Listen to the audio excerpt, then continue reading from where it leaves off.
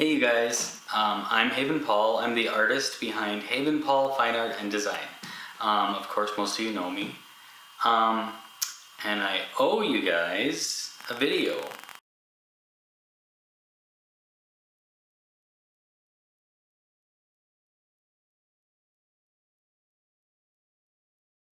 So back in June of 2021, I gave myself a challenge. I was trying to break a creative block that I was experiencing. Normally, when I have a creative block, I do something like this. This is called Desert Flowers. What I do is I work from a reference photo and kind of break down the photo into basic shapes and colors. And just kind of lay that on the paper in a very abstract way. So for instance, in this particular photo, or this particular piece, we were in a place in Nevada called Christmas Tree Pass. I can't find the photo right now to show you, but it's between Las Vegas and Laughlin, and it adds about 45 minutes to your trip. But it's well worth it. There are stops along the way to see little hikes in the desert. The best time to go is in the early spring when the cactus are blooming. But if you really look at this particular piece, you can see that I just broke down into the shapes of the cactus, into the shapes of the cactus flowers and the cactus fruits. There are cactus needles, different types of cactus, the rocks, the sky. There was water at the time. So it's all in there, and I usually just kind of put these on in an abstract manner, and then I just trace over all the different colors with India ink. It's very meditative, and it helps break through any kind of artistic block that I may have. So that's usually how I break through kind of a creative block, or not even always creative, but inspirational block. So we have this piece. Again, I started in June. I decided, first of all, I had never used oil paints, so I decided I was going to use oil paints because, that's a good way to start, right? And what I did was I gave myself an assignment, and I have to look here on my phones because I don't remember who gave me what. So, oh my gosh, this was back on June 5th. I'm sorry, you guys. I'm not wearing my glasses because I'm vain and I don't want to in this video. So I kind of have to... Ooh, look. You know. Even if you're acting like you don't. You know. So at any rate, I gave everybody, or not everybody, I chose friends for a specific reason to give me a specific idea for this painting. So for my friend Joanne Piper, I wanted her to give me the mood or the feeling, like how does she feel right now? I chose her because I knew, Joanne, I know how you are with your words, and I know she's not going to say, oh, you feel happy or you feel sad. She's going to give me something much more descriptive. And her description was childhood exuberance. So I had to try to reach back in my past. She knows about my past and how I grew up. So finding childhood exuberance in my past was going to be tough. So, but still, that was really, really good. My friend Danny in Colorado, I worked with Danny years ago, and I asked her to choose.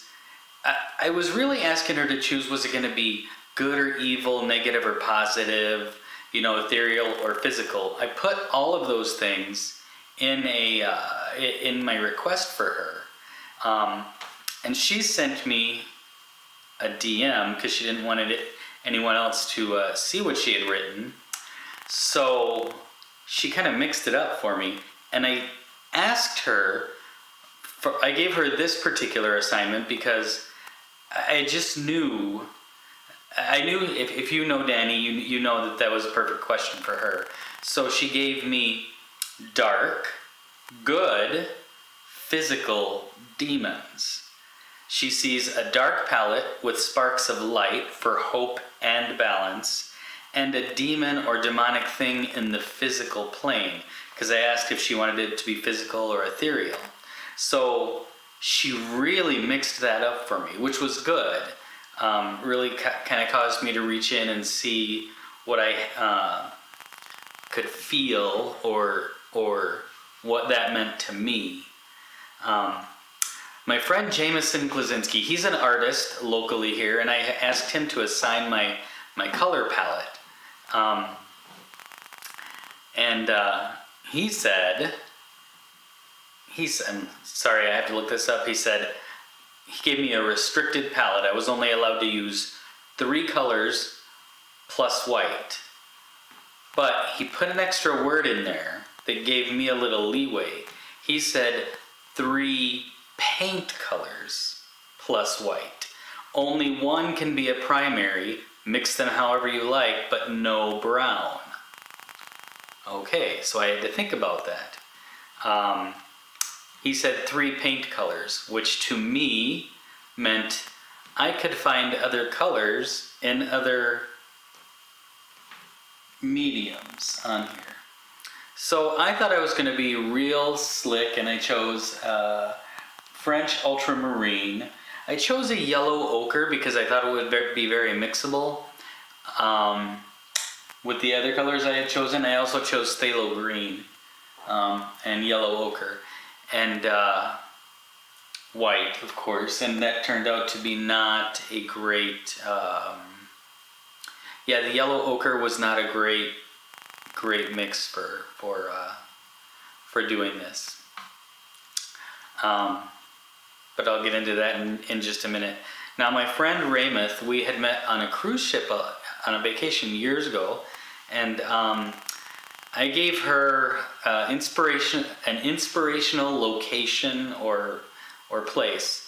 And for her, she said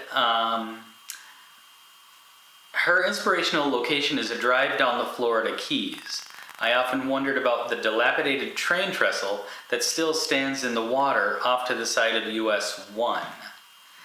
After reading about Henry Flagler and his overseas railroad, I like to envision what a trip on that train must have been like. So she knows that I'm pretty familiar with the history of the bridge, and I'll read what she wrote here. I like to imagine the people sitting in those rail cars and making that journey almost 90 years ago. What an amazing feat for Mr. Flagler. The section from Key Largo to Key West took 7 years to complete. It weathered 2 hurricanes before being destroyed by a third in 1932. Now that railway still stands there today. And it's just pretty cool to see that there as you drive down US 1. If you haven't taken that drive down the Keys, I highly recommend it. It's slow and it's long, but there are a lot of cool places you can stop along the way for food or beverages, or it's just a very nice trip. And sometimes when we're going, we intend to go all the way to Key West, but we find a neat hotel or a neat restaurant along the way, and we don't always make it all the way down. But that train trestle is cool and has a lot of historic value. So, with all of that said, let's get into it. First of all, this is my first foray into oil paints. Foray? Did I say foray? Do people say foray? This is my first try at oil paints. And what I did is I have mixed far too much oil into these paints. So months later, this is still not cured. It's still quite wet, especially in the white parts. It is still, like if I touched that, that would come right off. Raymouth. I happen to have, Tony and I collect sand from a lot of the beaches and a lot of the places we go. I know, don't do that. I know, ecotourism, whatever. What we do with them is we fill plastic Christmas ornaments with the sand and the shells and whatever we can find. I label it, that calligraphy, the beach or the place on there, and we use those as Christmas ornaments. So I happen to have sand from Key West and some little seashells. The seashell is tucked away in here, and I have overpainted it. But these little light parts, the light sandy colored parts, there's some up in there. I have mixed some Key West sand with some acrylic paint, and I put that on before I started painting with oil paint. So it gave it some neat texture in some places, and that is kind of more of a actual representation of that beach area. So that was kind of fun. And then I did take some parchment paper. I really crumpled it up, and then I kind of spread it out and plastered it on the canvas before I started it. I was just trying to give it a little bit of interesting texture before I started. Now, before I started this painting, my friend Jonna Ray said, "You can only use palette knives." And I was like, "Oh, I didn't even ask you anything about this painting." And she's like, "Palette knives, that's all." All right. If you know Jonna Ray, she's a great artist. So I do respect her suggestions. So I only used palette knives on this piece. The blues mixed really well, the blue and the white and the green. I got some teal in there. Oh my gosh, I don't really know what else to say about the painting. Jameson, thanks for giving me the limited palette. The choice of colors kind of sucked, but that was totally my fault. I was trying to do something kind of beachy from, the ride down US 1 to the Florida Keys. It kind of worked, it kind of didn't. It talks about the hurricanes, a little bit, which plays into the evil part that Danny had given me. And then I had also taken, you can see there's some metal flake on here, like metal, it's metal leaf. I think it's copper leaf. So I snuck in another color that way. So I got some copper. She wanted some bright spots in there to represent the good. Joanne wanted some childhood exuberance. So I was thinking about that with every stroke of the palette knife, and the palette knives I had chosen, which also represent, the knives also represent some sort of evil, I guess. While I was working on this painting, we were also working on painting our back deck. So I saw an opportunity to add yet another color. Sorry, Jameson, I cheated again. This little red pail that you pour the paint into, the exterior enamel latex had dried in there. So I was cleaning out that bucket. I peeled it. It peels off in like a skin. And I thought, oh, I'm going to tear this up and I'm going to use this in my painting, which was really cool that I was able to do that. So you can't see, the camera's not picking up everything. So a lot of these gray, we painted our deck gray. I just slapped them on wherever I thought they would fit.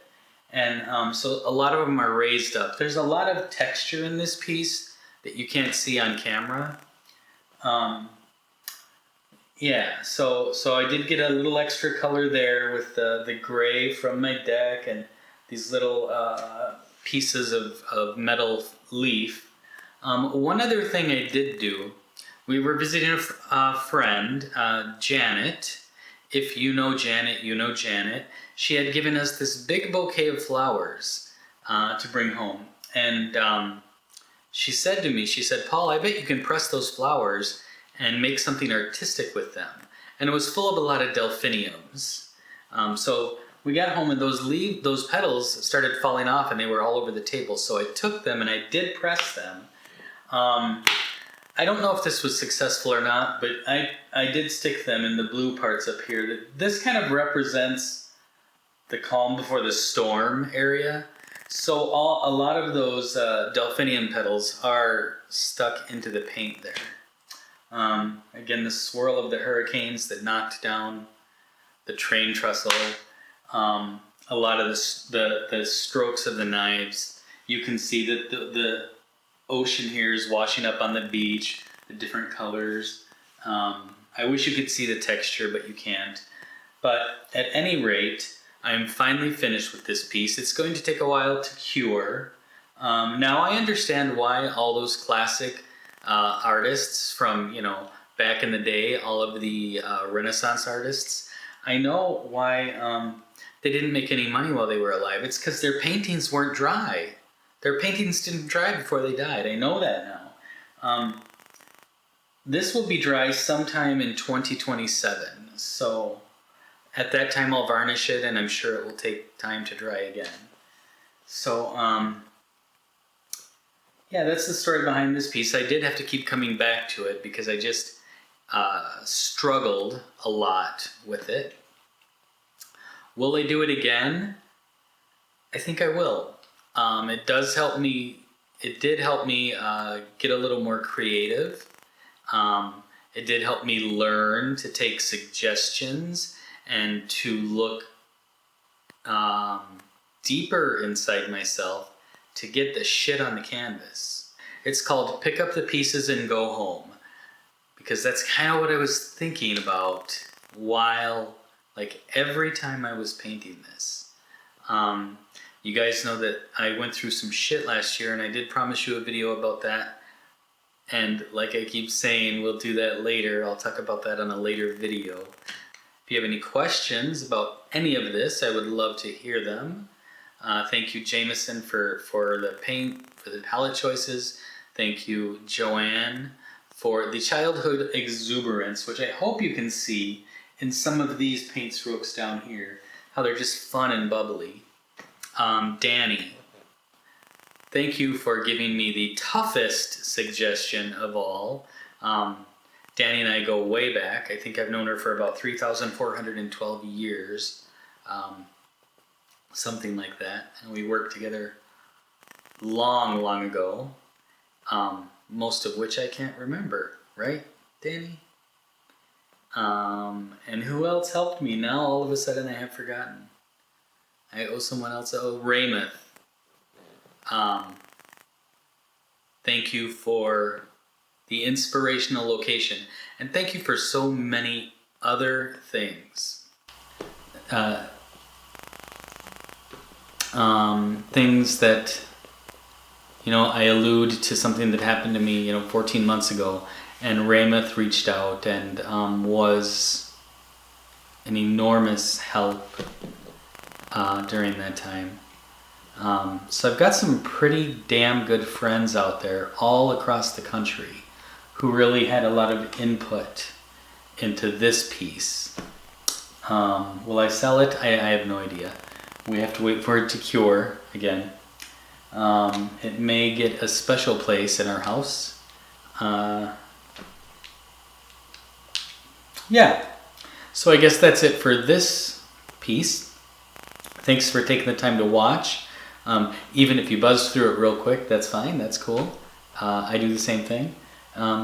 Pick up the pieces and go home.